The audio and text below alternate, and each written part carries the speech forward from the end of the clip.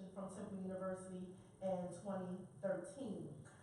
From there, she strategically worked her way up to managerial roles with maintaining her clinical focus, her ardent desire to succeed, pushed her to methodically place herself in position that gave her the opportunity to grow professionally, clinically. She opened up her own private practice last year. We just celebrated her first 1-year anniversary in October, and she also starts a new position this November at the end of the month. So, thank you. Next we have, you should all know these are all my friends. So Dr. Taliah Cook was raised here in Philadelphia as well, and had her first child at age 15. And sadly, after that, the son of her father was killed in a tragic car accident. But rather be the statistic. I mean, her story is so awesome. I keep telling her she needs to write a book. I need to get the time in. Basically, she's going to dictate, and I'm going to write the book. She is an awesome clinician. Dr. Cook did not want to become another statistic team Campbell with no education, so she went on to Lincoln University, and she obtained her BS in Health Services, a master's in occupational therapy from Philadelphia University, and her doctorate in occupational therapy from Temple University, and a teaching certification in higher learning. Currently, she is the occupational therapist who specializes in environmental modifications and aging in place for older adults. She has such big aspirations. I mean, every week we talk about something else. She's going to group homes. We are working on a fundraiser, a black tie fundraiser for May. She is going to open up a wellness clinic here in Philadelphia. We really, as you get up in the morning and you look at the news every morning, the things that happen on the news stem from not having access to mental health care. And that is really her passion. She can talk about that for hours. And she really has a passion for it. And inshallah, that clinic, we're hoping to have the fundraiser in May and open later on in the year. So our next panelist is Nadine George-Harrington. And she is a dynamic and energizing licensed psychotherapist, passionate advocate, and diversified entrepreneur, what I call a serial entrepreneur. Nadine is most passionate about healing hearts and minds and fostering emotional growth and empowerment. I met Nadine through Gamma Gamma Chi, which is the first and only Islamic-based sorority for Muslim women of higher education. So we were, I was the class right before hers. And so I pledged her actually.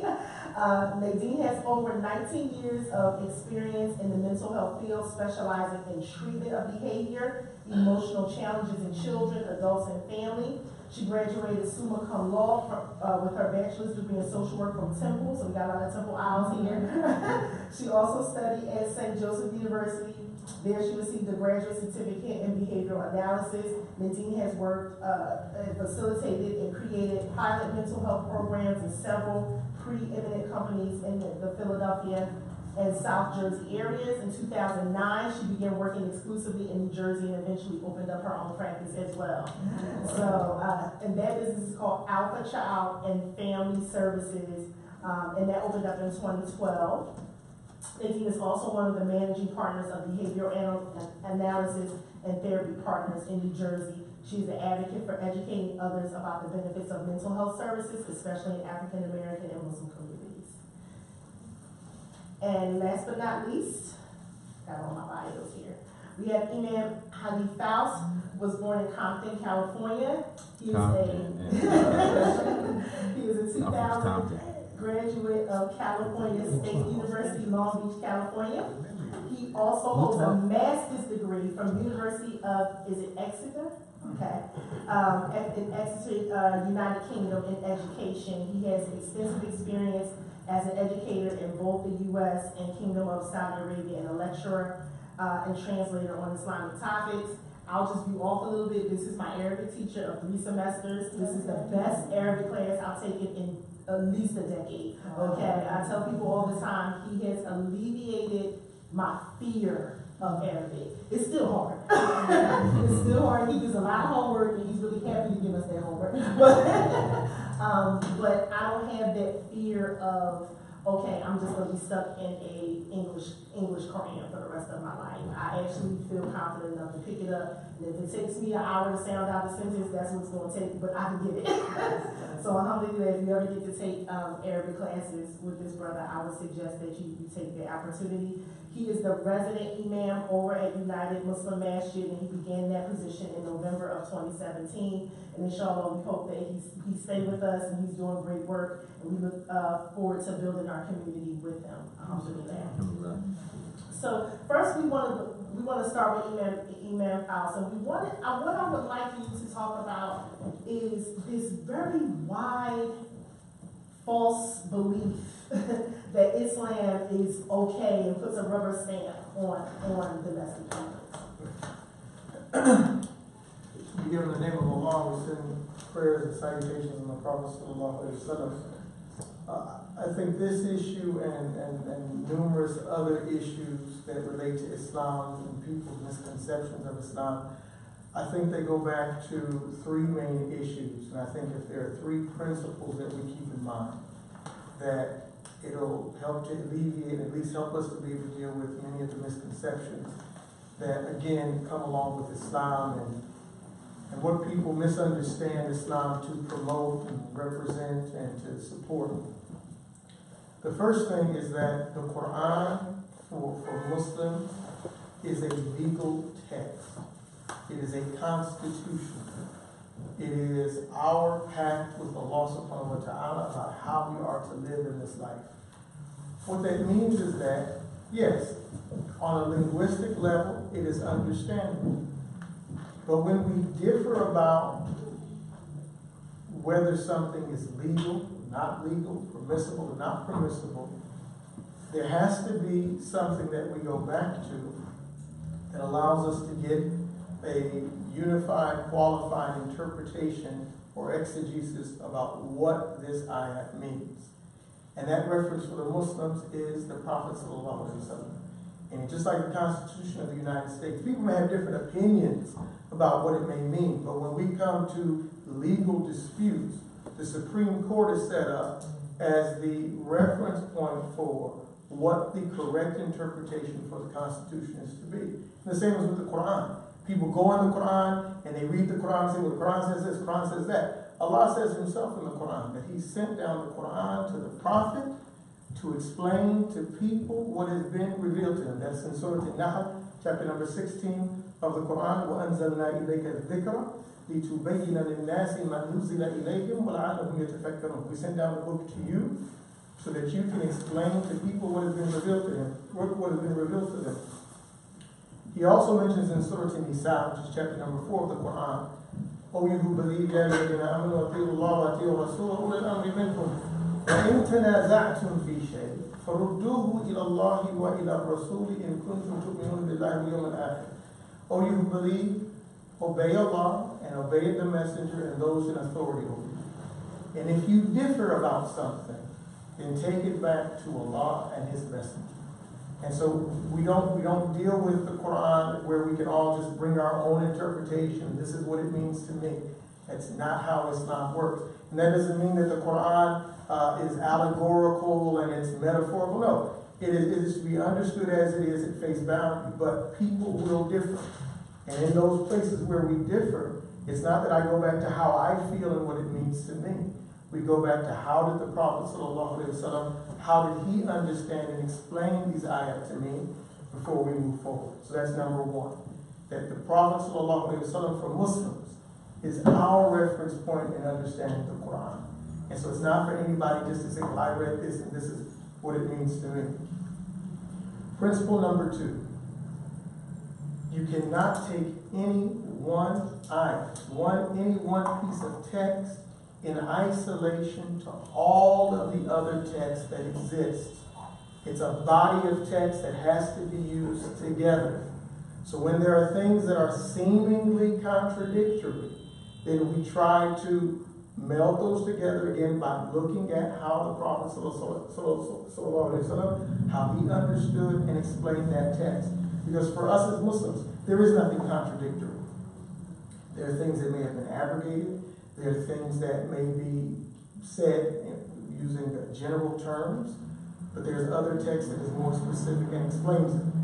For example, in the Quran, in chapter number 64 of the Quran, Surah Al-Taghabun, Allah says, يا أيها الذين آمنوا إن من أزواجكم وأولادكم عدوا لكم فاحذروهم وإن تعفوا وتصفحوا وتغفروا فإن الله غفور رحيم. He says, "O you who believe, from your spouses and children are enemies to you, so beware of them. And there are members of your family who work against your interests. You want to give charity, and they tell you, no, we might need that money for something else. Or you want to go make salat, and they tell you don't leave the house, and these types of things." He says, so beware of them. Does he say after that, so beat them? No. What does he say? If you forgive and pardon and overlook, then Allah subhanahu wa ta'ala is forgiving and merciful. And so what Allah does here is he ties your desire for his forgiveness to your capacity to forgive. And when people close to you do things that upset you, that bother you, that may work against you trying to advance yourself and to progress, that our reaction to that is not that we are violent with them, not that we speak down to them, not that we're condescending to them, but you forgive, you overlook, and you pardon. Why? Because you didn't create your wife, your spouse. You didn't create your children. Allah created them. And Allah is your creator. And you disobey him every single day. And so just like you don't want him to take you into account immediately because you did something that upset him or angered him, then this is not the reaction that we have with human beings. He has a greater right over us than we have over the people that he has given us authority over in this life. Also the hadith of the Prophet ﷺ where he mentions, إِنَّ اللَّهَ رَفِيقٌ يُحِبُّ الرِّفْقَ وَيُعْطِي عَلَى الرِّفْقِ مَا لَا يُعْطِي عَلى الْعُنْفِ. He says Allah subhanahu wa ta'ala himself is gentle. Allah is gentle. And he loves gentleness. And he gives with gentleness what he does not give with harshness. And that the Muslim remembers that he serves a Lord who is gentle. That this is morally perfect character to be gentle. And so just like he's gentle, he wants to see gentle in his creation. That's why he says he loves it. And him saying he loves it means that he wants us to embody that. Similarly, when one of the companions, one of the female companions of the Prophet, Fatima bint Qais, when she wanted to get married to someone, the Prophet ﷺ told her she had two people who had proposed to her. One of them's name was Abu Jahl. He went by his kunya, his nickname, and another's name was Muawiyah.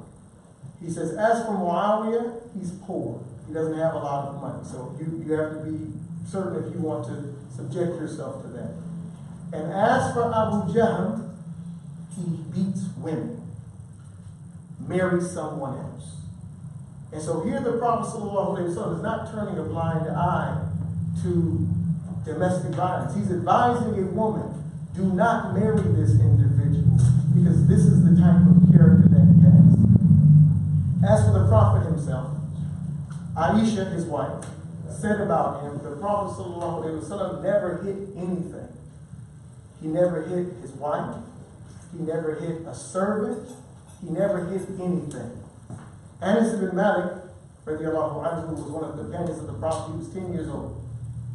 At the time of his service to the Prophet, he was about 18 when he died. In talking about the Prophet who he served, he said the Prophet never hit me once. He never said to something that I didn't do, why didn't you do that? He never said to something I did and made a mistake in, why did you do that? And not only was he gentle in terms of his mannerism, but also in his speech. He didn't ask those types, why didn't you do what I told you to do it like this? And he was gentle in his character. Also in the hadith of Muawiyah bin Hakam al-Sulami, which is all of these hadiths are collected in Bukhari, Muslim, or one of the two. He mentions, it's a long hadith, he mentions that he got angry one day. He had a slave who was tending to some sheep for him. And she was not paying attention and a wolf got to one of the sheep. And he got very upset. He said, I'm a man, I get upset like a man does. He said, so I slapped him. He said, I felt some remorse about it, so I went to talk to the Prophet ﷺ about it.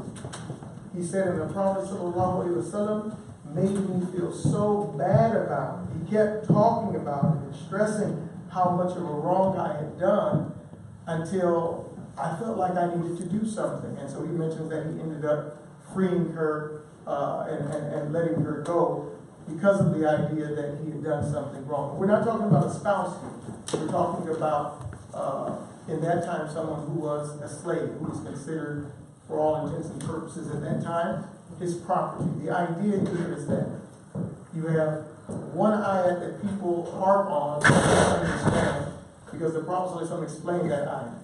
And here you have numerous different pieces of text, legislation, that all affirm the idea that violence is not something supported in Islam. It was something that was not a part of the character of the Prophet ﷺ.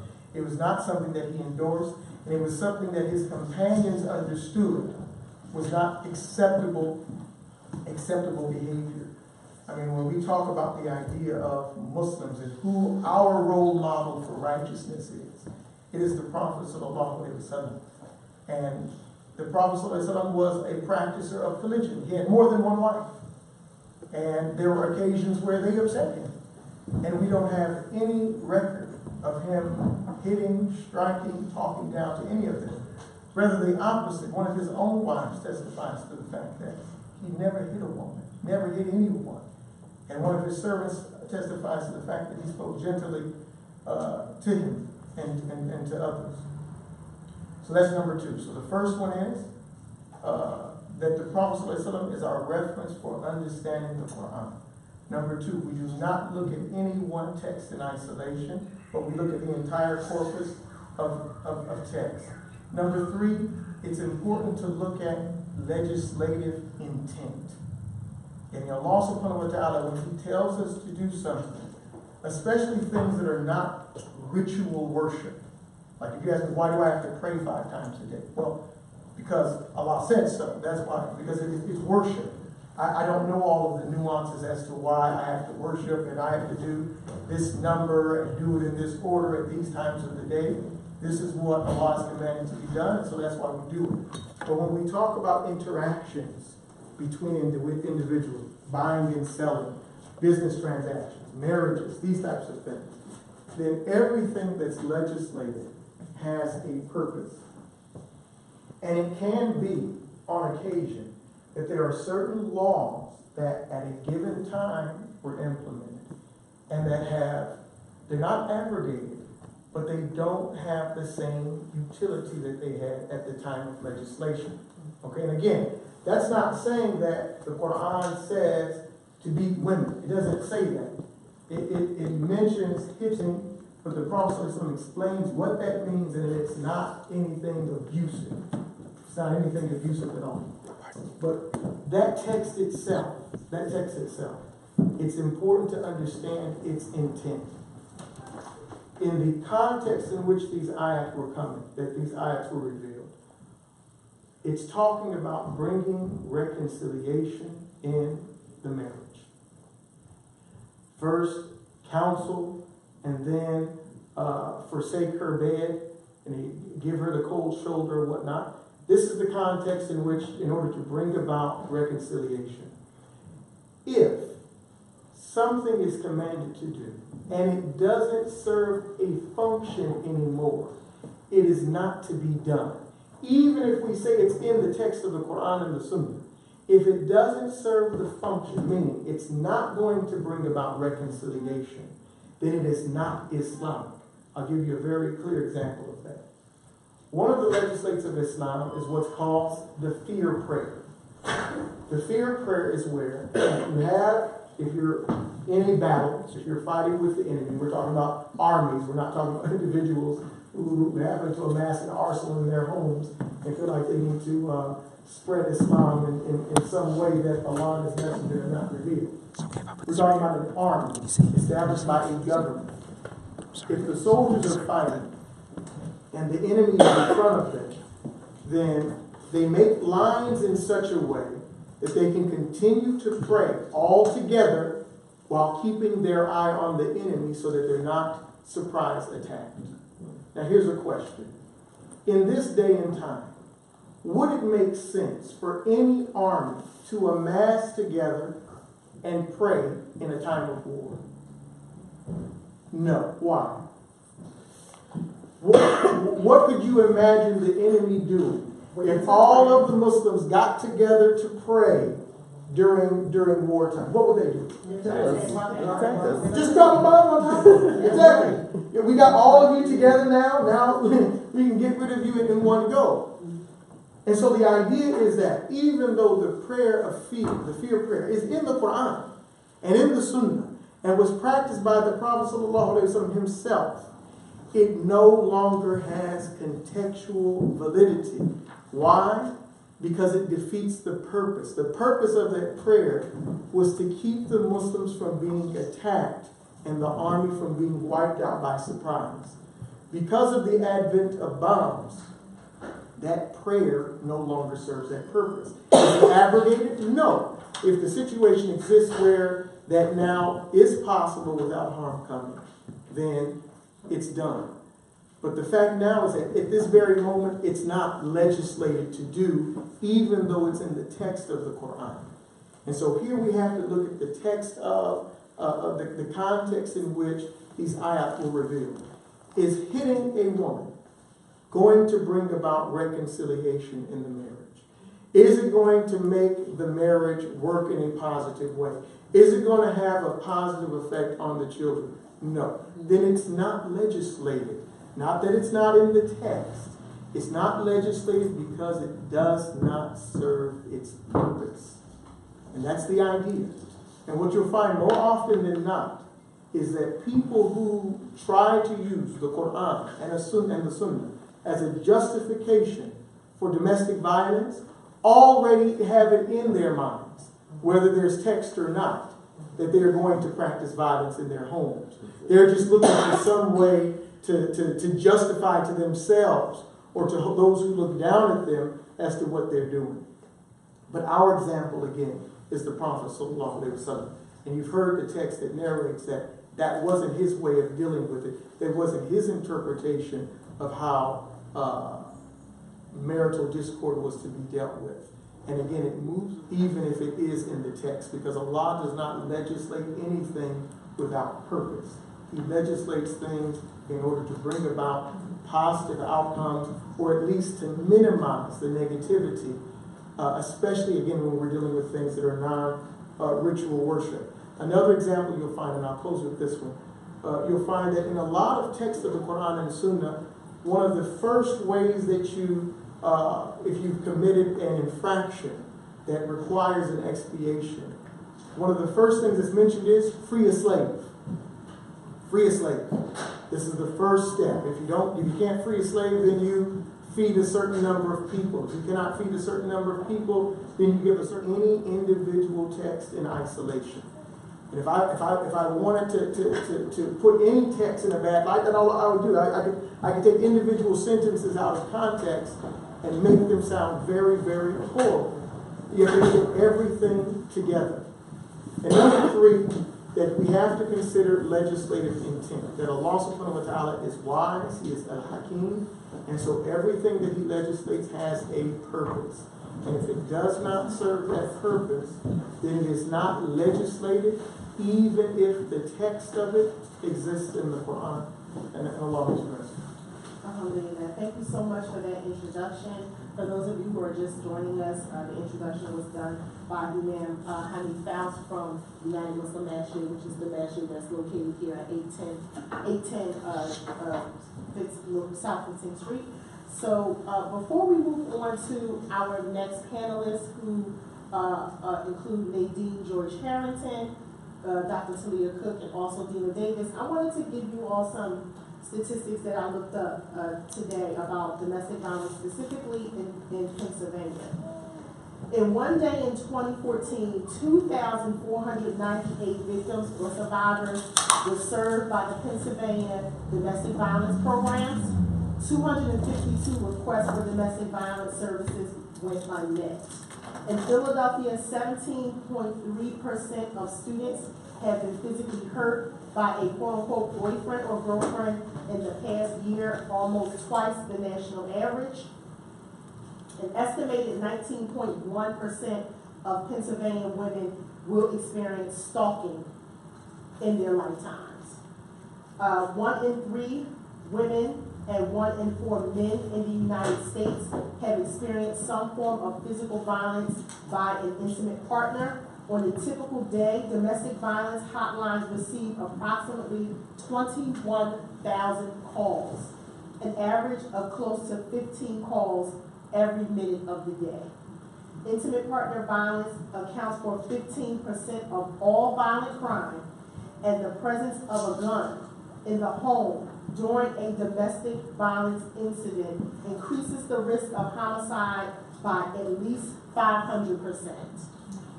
72% of all murder-suicides include an intimate partner. 94% of the victims of these crimes are women. So that's a lot to take in. I wasn't expecting to see that when I looked it up. I just, called myself preparing for today's event. But some of these, all of the statistics are alarming. But I don't think that those of us who've never been a victim of domestic violence, a survivor of domestic violence, sometimes we don't even think that the numbers could even be that high. So now we're going to move on to Nadine George-Harrington, who is a licensed clinical social worker. I'm going all the alphabets behind your name. And she is also, I think you work primarily with children and families. That's my niche, but Okay. I work with adults As well. Yes. Okay, so she has her own private practice in South Jersey, and she's going to give us some information based on her experience as a therapist and how domestic violence impacts the Ummah. I want to kind of add to some of the statistics because I pulled up some things that were specific to children. It says domestic violence in childhood is directly correlated to learning lower IQ scores, deficiencies in visual motor skills, and problems with attention and memory. Those that grow up in domestic violence are 6 times more likely to commit suicide and 50% more likely to abuse drugs and alcohol. It says, if you grow up with domestic violence, you are 70% more likely to commit a violent crime against someone else. Children of domestic violence are 3 times more likely to repeat the cycle, as growing up with domestic violence is the significant predictor of whether or not someone will be engaged in domestic violence later in their life. I've been working in New Jersey probably since 2002, but prior to that, started my career in Philadelphia in 1999. And what I can tell you is that violence and domestic violence has a significant impact on children and their emotional well-being. Depending upon the age of the victim, because they are victims, kind of predicts what symptom or symptomatology you might see. Some of the details that I was able to pull, just so that you have a reference point. If you have a child that's in preschool, you may see a child revert back to earlier stages where a child that's been toilet trained is now beginning to bedwet. A child that used to suck their thumb but has since stopped begins sucking their thumb again. More crying, more whining, difficulty falling asleep, nightmares, terrors, stuttering or hiding. Those are the things that you see with kids that are younger, probably ages 5 and under. School-age children, you may see that those kids begin to have grades in school that are declining, complaining of somatic complaints like headaches, stomach aches. Teenagers, it usually shows itself with them engaging in risky behaviors, unprotected sex, use of alcohol and drugs, trouble making friends, starting fights, bullying, getting in trouble with the law. Those are the ways that it sometimes will show itself. Now, You know, clearly it's not isolated to these very specific things that I mentioned, but those are some of the things that sometimes will happen to children when they are not necessarily the victim. And I want to be clear that the violence doesn't have to happen directly to them. It can just be because they were in that environment. And I want to be very clear about that. In my practice, in one of my many roles, I go out into the community throughout the entire state of New Jersey and do what's called strength and needs assessments. Essentially what that is when a parent in the state of New Jersey is having difficulty with their child, they call into a clearinghouse or kind of centralized unit and say, I have problems, I need help with my child. And they assign someone to go out into the community to assess that child's need. I cannot begin to give you, to explain to you the things that I've heard kids be witness to. A 5-year-old witness their infant child brother being shaken to death, and to describe the details that they saw. I most recently began working with a parent who said to me, I said, how did you find out about my company? And she said, well, I did some research and I saw that you work with adults, but I see that you also work with kids, and I'm concerned about my child as well. The school has been calling me, and my child is hitting and getting into a lot of trouble in school. The child's 5 years old. And then when I began to kind of pull back the layers on this mother's history, not the child's history, but mom's history, she was living in a situation where she was being beaten. She was, the verbal abuse. And this kid literally is mimicking exactly what was shown in that home environment. When I explain impact to people, because very often when people tell me that they have a history, many adults have a history of domestic violence, and I ask them, has your child ever been witnessed? And they say, oh, no. They were too young. They didn't see anything. They were in the other room. They have a sense that because the child wasn't, directly in the room or directly involved or directly hit or impacted by that incident, that they haven't been affected. I need you to understand that the home is the first classroom for all of us. It's where we learn those wonderful, great lessons on how to cook macaroni and cheese and how to get dressed and how to wrap our hijab. And we also learn lessons that are not so good. And when you learn those lessons as a child, the way that you interpret it is that is what is normal. And I want to use that terminology very loosely. Because in each household, everybody has their ideal of normal. But when you are born into a home where violence is prevalent, you are teaching a child, this is how you deal with the world. This is how you deal with conflict. This is how you deal with difficulty.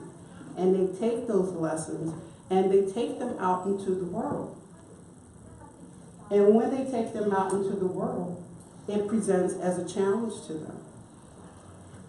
It sets kids up for not understanding the proper way to have relationships, how to interact, how to manage anger and frustration. It turns into, potential perpetrators in the future. And this is we're not just talking about males, but we're also talking about females as well, because I have worked with women who are batterers, who are the perpetrators essentially. And it's the same, it's the same thing, not understanding that, living in that environment, being exposed to that environment teaches you certain things, in addition to creating, anxieties and depression. There's a statistic, one of the ones that I pulled out, that said children who experience domestic violence also meet the diagnostic criteria, which is what, like the mental health handbook for post-traumatic stress disorder.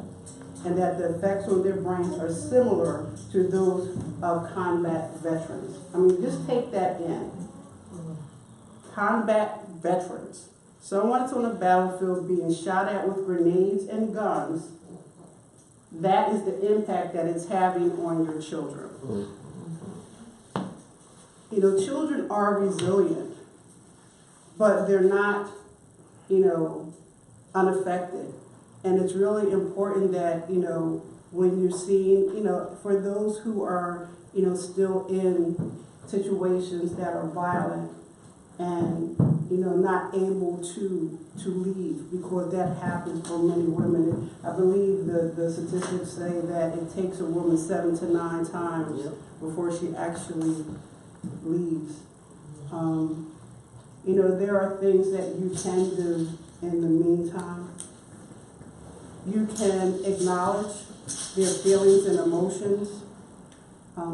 Very often when kids are witness to violence, you know, parents or, you know, the caregiver may say, no, it's all right, it's going to be okay, you know, don't worry about it. No, it is something to worry about. It is something to be concerned about. And when you tell a child opposite to what their internal barometer knows for sure, okay, it is confusing. And I want to kind of, I'm going to go off a tangent a little bit, and then I'm going to go back. You know, when we're born as children, we all have this internal barometer that kind of, that right or wrong, this, you know, will keep you safe or doesn't keep you safe. You know, the way that I'll best explain it is that if you're on a hill and you go to the edge and it's a cliff, your body literally has the visceral response that stops you and warns you and says, oh, it's danger over there, and makes you come back. We're all born with that. But if you put a child in a situation where they continuously are told that it's okay to be in a violent situation, that disrupts their whole being about what's right or wrong. And when you have that level of conflict, you know, it just doesn't make sense to a child. And it's difficult to explain things when their interior is actually saying, this is wrong. And then the people that they love are saying that it's permissible, it's right. And that's not okay. You know, children do have the capacity to, again, be resilient. But, you know, please do not think because they're not in the room that they're not being impacted by domestic violence. Thank you. Thank you so much, Nadine. Y'all can give her a round of applause. We'll be time for questions and some interaction with the audience towards the end. Next, we're going to move down to Dr. Taliah Cook, who's going to give us some information about her work and how she deals with domestic violence. That she's encountered with domestic violence, and also from a mental health perspective. Yeah, so I'm primarily going to focus on how it impacts individuals from a mental health perspective. We're going to talk about coping mechanisms and treatment. So a lot of people have the misconception that an occupational therapist just treat physical disabilities like knee replacement, hip replacements, things of that nature, stroke. But we do. We also focus on mental wellness as well. So the history of occupational therapy actually started from mental health back in the war, the veteran times, and things to that nature. Sadly, you know, OTs primarily got away with it. It's only like 2% of the OTs in the whole association that focus on mental health. And from my perspective, what I teach my students and individuals that I work with is how to deal with mental illness, how to cope appropriately. A lot of times, ourselves as adults first do not have good coping mechanisms. You may hear people talk about how they're stressed, they had a long day and they need a drink or they need to smoke or things to that nature. So a lot of times we see that individuals don't have healthy coping mechanisms, and then the children don't. As far as domestic violence, 9 times out of 10 you're going to see something called post-traumatic stress disorder, which has been moved to the DSM-5 under anxiety disorders, typically caused by stressful situations. Now, with post-traumatic stress disorder, you may see high level of anxiety, stress, and maybe a comorbidity of depression with that as well. And the statistics are very high. Typically, individuals who suffered rape, physical abuse, emotional abuse, verbal abuse will experience post-traumatic stress disorder, and that's from, you know, adults to children. So with domestic violence, as Nadine said, it has a horrific impact on children as well.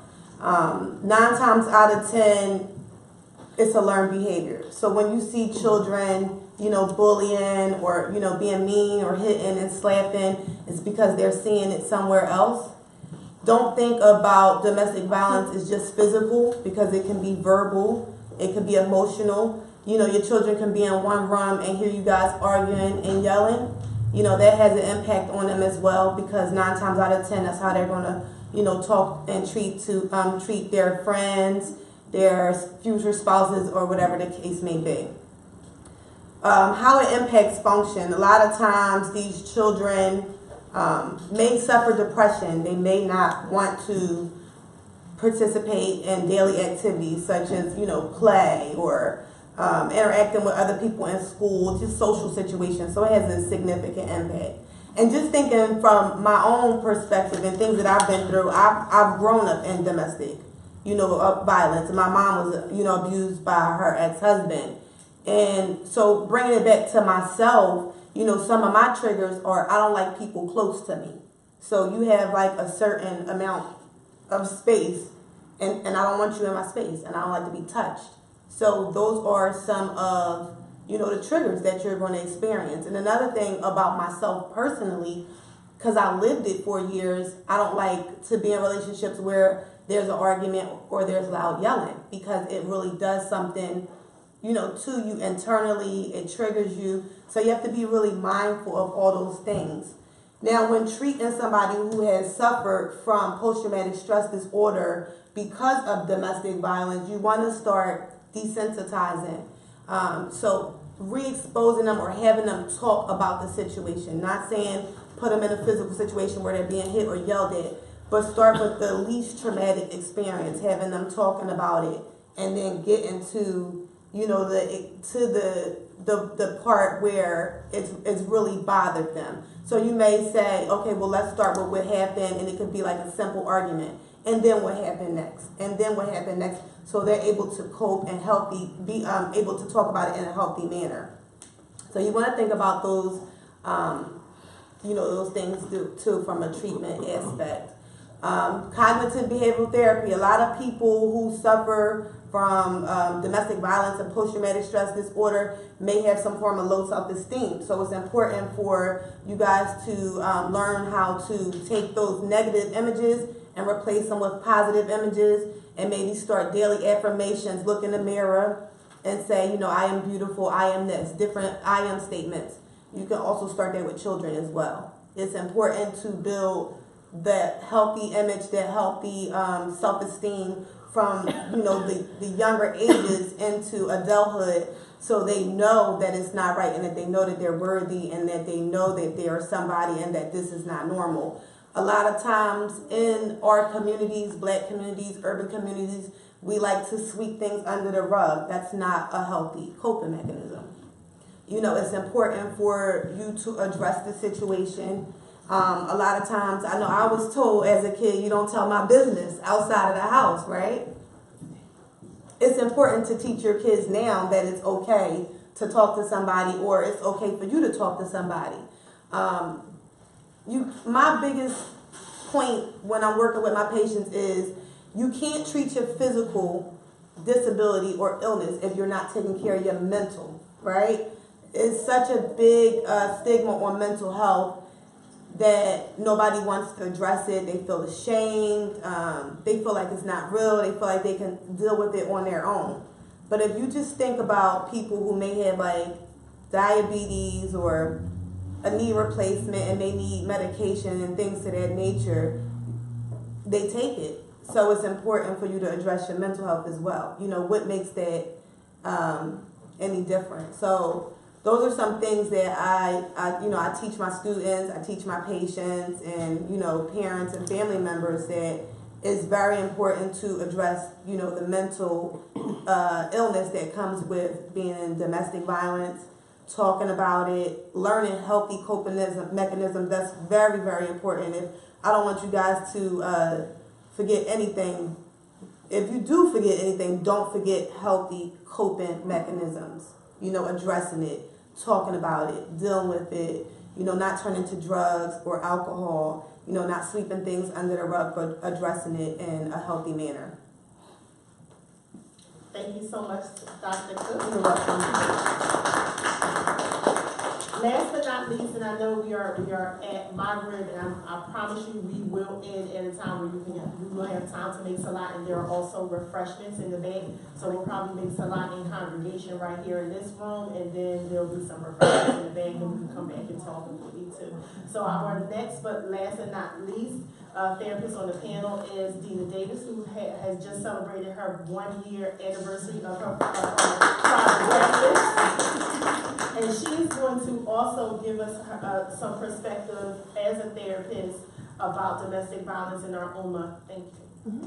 So, well, Dr. Cook and Nadine, they already covered a lot of the information that I had notes and everything, but they did a great job. So, I'm just going to talk about my experience with clients who I have counseled, provided therapy with, and it is the notion of, I'm in this situation and I reached out to my Imam and I don't have the support. What do we do in that situation? So in that situation, you always want to reach out to, the local authorities. Maybe if you're in a situation where you have to remove yourself from the home, different resources in the city such as Women Against Abuse, Youth for Settlement House, WAR. These are all organizations that will help you to remove yourself if you need to from a domestic violence situation. A lot of times people, I know myself included, sometimes you'll think about like, well, why do you say, like, what are you saying for, what is the benefit of saying, why don't you just leave? The first thing, it's not that easy just to leave. People form connections with their abusers. Sometimes it's, the financial connection. They have children with them. They love them. Domestic violence doesn't always start from the very beginning. It can take years. It can progress over time. So, there's different reasons why people stay. And, if you know someone who is in a situation, the best thing I can suggest is that you do not pressure them to leave.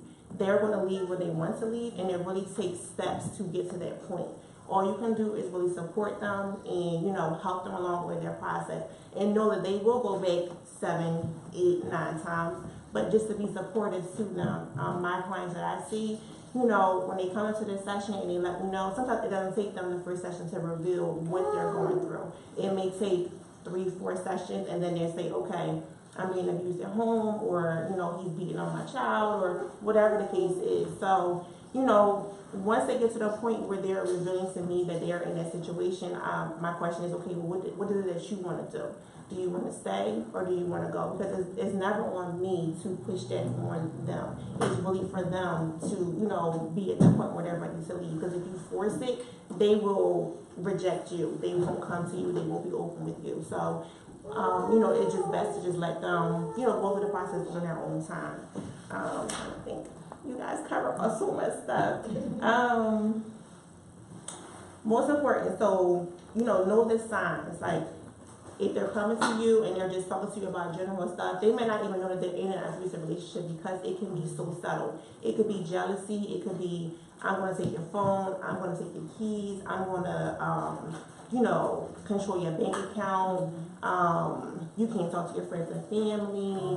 And of course, physical abuse. But the subtle signs they may not be aware of. So if you have someone who is talking to you about it, or if you were yourself or in a situation, just be aware of like what's going on around you. It may be verbal abuse where they downplay like, oh, I didn't hit you. Oh, you're ugly, or just whatever the situation is where they criticize you when they're putting you down. These are all signs of domestic violence that you should be, aware of. Intimidation, use of guns, sexual acts being forced on you. That also is a form of domestic violence as well. It's not just always the physical.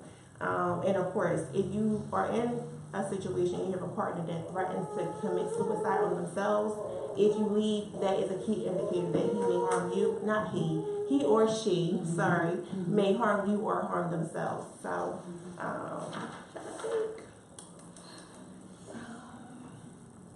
I think that's it, Aliya. I'm sorry. They hit No problem. everything. We'll have time for questions, and like I said, I want to make sure that we end directly at 5:30 so that the group can have, the sisters that need to pray can pray. One of the, first of all, again, for those of you who are just coming in, this is Nadine, George-Harrington, Dr. Taliah Cook, and Deana Davis. They are all Muslim therapists in our area, so make sure you get their business cards and thank them for coming today. The reason why we selected this venue is because of that man over there in the corner, Yusef Jaleel. This artwork is his latest exhibit called Covered. It is dedicated to indigenous Muslim women. And please, at your will, take some time to look at it. It will be here until November 17th. We wanted to use this venue as a backdrop for this very important discussion. One of the questions that I had, and what just preparing for this particular event, specifically for Muslim women, just being involved in the Muslim community and again preparing for this event, I find that the masjids are just not prepared. They're just not prepared. It's and from talking to women who have been through it, it's I went to the Imam and he told me to be patient. Or I went to the Masjid and I told them I needed to leave and we just didn't have, they had nowhere to refer me to or anything like that. Unfortunately, if you're in the system in Philadelphia, you work for the city or you're in that particular profession, you know that the shelters have rules and regulations that may make it difficult for a sister to say, I'm going to leave, but you're telling me my 13-year-old son can't come with me to this, to the same shelter. That's still the rule. I remember that being the rule. But what can we do as communities, as Muslim communities? What I thought would be the best thing was one, teaching our imams to delegate. They can't handle everything. They're not prepared to do that. If they're there for the spiritual upliftment of the community and education of the community, it's up to them and their boards, because we know that there are boards, to bring in professionals in our community that can do that. What are the other things that you think our mosque specifically can do to help this issue? I think we need to raise more awareness. Like the Imam said earlier, sometimes people take the text out of content and use it to their own benefit. So if a woman is going to the Imam and say, I'm being abused, be patient is not the correct answer. Right. The Imam needs to be educated on the effects of these behaviors. Because at the end of the day, whether we want to address mental health or not, once a woman and their children or that child is put in a situation like that, you now have them qualified to be diagnosed on a DSM-5. Okay. Whether it be anxiety, depression, post-traumatic stress disorder, separation anxiety, whatever the case may be. The entire community as well as the imams need to be educated thoroughly on, the effects of mental health, what it could do to a person. And I think we also need to have a conversation on what's actually, permissible. It needs to be talked about. As the Imam said earlier, it may say, this, but that does not mean punch your wife in the face, kick her, spit on her, talk down to her. So we need to really go back to the basics and then have, the therapists such as myself and these other sisters come in and educate our community on these issues and create an open forum where we're comfortable with talking about these issues and not so much so sweeping it under the rug. The more we sweep it under the rug, the more we tell people to be patient, the more we're going to have suicides and murders. The more it's going to occur, the more we're going to have angry children. Because this is a little bit off topic, but I'm going to go there. The reason why we have so many young children murdering one another is because they're angry for whatever reason. So if you're being abused at home and you're being neglected at home and you're not getting that nurture, you take it out on other people. Hurt people. Hurt people. And with, fraud, as we may have learned in psychology, there's steps, there's ages of what, needs to be met. Certain needs to be met. And if they're not being met, these children or these adults are stuck at these stages and we're displaying behaviors that are not normal, but because we grew up in these environments and we experience these things that we think it's normal and it's really not. So we really need to start having more open lines of communications and addressing the issues in that manner, especially with using the context to your own benefit. I also, Deana and then Nadine. I also feel as though there needs to be a sense of urgency when a sister reports that, okay, my husband is abusing me, that brushing under the rug, that, like Dr. Cook said, it prolongs the process. So initially, I just felt like, when someone calls and says my child is being abused, we all jump in. Right. I feel as though it needs to be the same thing when a sister reports that my husband is abusing me or my children. It needs to be a sense of urgency where the community jumps in. I don't know if that's a board or specifically what that would look like, but there's no sense of urgency from the sisters that I have talked to that have inboxed me, came in, talked to me. There's no sense of urgency. So we need that in the community so that, sisters can feel protected, because they do not. Right. They do not feel protected. We'll go to Nadine and then Yusef Jaleel. I want to pull it back just a layer. There has to be an understanding that mental health is real, because for many, people in charge, they don't value or believe that mental health is an issue. They will, when people are presenting with mental health issues, they're saying, go pray about it. If you pray more, they give you the impression that if you were more devout, if you were a better Muslim, then you wouldn't be in this situation. And what that does is that it blames the individual for a problem that they really didn't create. And if you're going to the leaders of the Masjid and the people that you respect, and you value their opinions, and you present your issue to them, and they say, you're deficient, you're the one that's wrong, that does not put that person in a position of getting help. If anything, it does the complete opposite. So, it has to begin with, Imam's understanding that, this is real. You cannot tell someone to go pray and to think that they're going to alleviate the voices or that they're going to alleviate the anxiety, because these symptoms are real, and as far as, Dr. Cook made a comment, and this is one that I say to people often, it's like if your child has asthma or someone has cancer, you have no problem most times going and getting help and following a non-Muslim doctors, and I want to stress that, recommendations. Why is mental health any different? Exactly. Why is mental health any different? We have about 3 more minutes. Yusef Jaleel, you wanted to? It's not. It's more of a question, Sister Nadine. You made the correlation between literacy and domestic violence. So I just wanted to know about that, like in correlation with what you were talking about. We have these people who are acting out. But if they don't know how to read, you know what I mean? It's like, I don't know what the literacy rate is in Philadelphia amongst black men, but I would assume that it's not on the same level of that of black women. Of black girls. So I don't know, just tie back into what you're doing. I can see what the literacy reason? plays a part. No, it's a good question. What the research says is that when someone's exposed to domestic violence, meaning children in specific, that it literally alters their brain chemistry. And so if we just start there, and your brain chemistry is being altered, you're distracted, you're anxious because you're worried that another situation is going to pop off at any time. Fight or flight. Yes.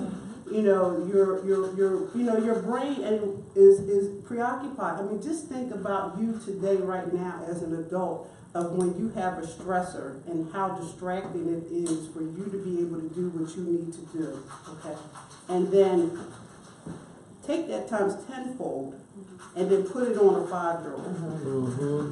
Okay, and then have the expectation somehow that they excel. And so I'll move forward further. Then you got this child that's presenting in the classroom, distracted, worried, preoccupied, and then you run across a teacher who's misinterpreting those symptoms. And so now it's a behavioral issue, and then that child is treated differently, handled, managed differently. So it's literally like a domino effect. It's literally a domino effect. To like piggyback just a little bit if we have time. So I had taught neuroscience in my program, and so it's a portion of the brain that is impacted by behavior and trauma. So 9 times out of 10, they're not getting a proper sleep. The neurotransmitters are not acting appropriate. So you have dopamine, you have fight or flight, and things like that. So as Sister Nadine was saying, it's impacted, and they're not able to focus. You see all types of signs and symptoms. So that's one of the reasons why they are not cognitively where they need to be, because it's like a cognitive deficit caused, by all these stressors and things like that. So, as I was saying with the fraud situation, at every age level, like infancy and 1 to 3 and 3 to 5 is levels of the needs that should be met by the children. If those needs are not met, they're like stuck at that stage. They're not their true selves. So it really impacts how well they do. And just really quickly, in the research that I have found, because of the children being in the home, they're preoccupied. They're worried about their mom or, their dad, so when they're in school, they're thinking about, okay, what's going to happen when I go home, Mm-hmm. Versus being focused on the teacher, what's in front of them. So in regards to the stages, they're lacking that attention from the mom because mom is so worried about surviving, and they're lacking it from dad because dad is so worried about controlling. So, that all plays a part in their academic life, literacy, life skills, things of that nature. So they're preoccupied all the time. So we're gonna have the Imam close out. We are gonna have questions, but we have to, of course, accommodate the salat. So this is what we're gonna do. Right now, I'm just going to give you something. We just talked about literacy, so I love the internet. You can just go ahead and ask about literacy rates. So in Philadelphia, 20% of all adults here cannot read at the proper adult level. In a city of 1.1 million adults in Philadelphia, approximately 250,000 of them read at a below basic reading level, compared to the national average, which is 14.5%. So we're excelling, beating, these horrible rates, and knocking out national averages, here in Philadelphia. It also gives you, in Pennsylvania, there are 30 to 50,000 out-of-school youth in Philadelphia, and that outshines the state. So when you talk about literacy rates and what kind of effects they will have. So what we'll have is we'll have the Imam give some final thoughts and then also close out with dua. What we will do is, sisters that need to pray, you'll stay here. We'll ask the brothers to kind of go in the back so that way we can pray. And those of you who are not praying can go ahead and have some refreshments. We'll come back and we'll have some question and answers, because I know you all have questions, right? Questions, comments, and things of that sort. So, inshallah. Yeah, I just want to say, and I think it's an important point that the sisters address, that with most issues, is not a one-to-one correlation between the problem and solution. There are levels and layers, as I think Sister Nadine put it. And I think what's important to understand is that, especially coming from the position of an Imam, is that my speciality is spiritual nurturing. So when you come to me for help, then that's the extent of what I can offer. If you break your arm, are you going to come see me? No. No. You're going to run to a hospital, because I don't do that. Now, if you come to me with a broken arm, what I am going to tell you is, be patient with this test. Inshallah, there's some good in it, but you need to go see the doctor. And I think it's important that not only do we have to educate ourselves, but I think it's important for the community to be educated in the idea that imams cannot solve all problems, and we're not here to do that. And if you come to us with a problem, we're going to give you our speciality, which is how to focus on it. And I agree. We have a huge responsibility in, when we see a problem, reporting it, not turning people away, and trying to help them get access to the professional help that they need, and being humble enough for us to acknowledge, I don't know how to deal with this, and I need someone professional to do so. But also, as a part of the community as well, to know when you have a situation that requires spiritual help, and when you have a situation that's beyond that needs multiple aspects of help. So yes, Multiple you branches do, of help. right. You do need to ask Allah to help you through the situation, but you also need to call the police. Right. Yes. You know, you need to ask Allah to help you, and you need to get out of the house and get in a safe environment and situation. And I think, like you said, in having these types of conversations, that we're better able to see where our gaps are, Yeah, I so think that we that's can one. better I consider have a certain quick question communities. for you. You have no problem with saying, I'm not equipped to help with this. Do you think that because other imams or imams, they're afraid of saying, listen, I know I'm the imam, but this is not something that I know how to address, instead of telling them to be patient? Yeah, I mean, you're expected to have all the answers to everybody's problem. And people come with all types of stuff, you know, and it does, and that's where sincerity comes in. We ask Allah to bless us to be sincere in what we do. Sincerity means that if I don't know how to do something, I'm not going to send someone down some path that's not going to help them. I need to say I don't know how to deal with this and be able to ask for assistance. I would like to think that me also having a secular education kind of helps, by Allah's permission, me to understand that there are specialities. You know, there are quite a few imams who their only education was an Islamic one. They never studied a particular discipline or whatnot. And so there is that feel that they have to know everything. But or just who Allah blesses, I don't know. But definitely I've learned that I don't have all the answers, and it's okay not to have all the answers. And to tell people that you do, or to fake like you do when you don't, can end up causing a lot more harm. It's definitely better for our imams to kind of be able to have access to people in their community, like these highly qualified sisters, and say, okay, this is going to be my policy when a sister comes to me and says, there's some sort of domestic violence in their household. This is the policy that I'm going to follow. I'm going to give them some spiritual guidance, but the action that I'm going to take is, okay, I'm going to refer you to sister such and such, and I'm going to refer you to this housing program or what have you. And I think that is what we have to start demanding, and those of us who have the qualifications, that is our gift to our community. You know, I'm in communications, and I use that skill to assist my community, as these sisters do the same for the community. And another part of it is that in being an imam, you get to see sides of people that you never knew existed.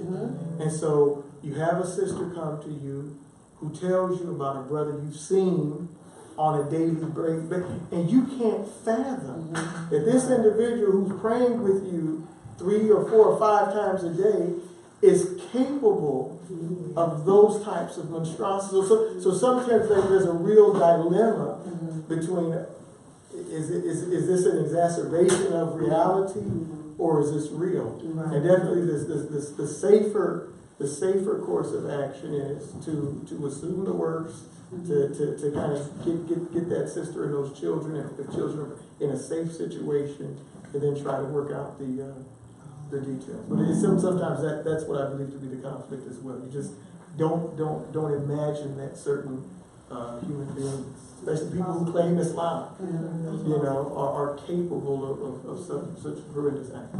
So we're going to have you close out with dua, Imam. We ask Allah subhanahu wa ta'ala to heal us, to heal our communities, to heal our children, to heal our relationships, to guide us to that which is best, to save us from harm, and to help us to seek out that help that we need when we need it, to heal our communities, to heal our city, to heal our country, to heal our nation, and to make us the kind of people that He's pleased with the character that He's pleased with, doing things that are pleasing to Him. Amen. Okay, so there is a restroom in the back, so if you need to make wudu, y'all might want to start a line. If not, you can help yourself to some refreshments. I'm going to grab one of these tables. So can we pray over here? Thank you.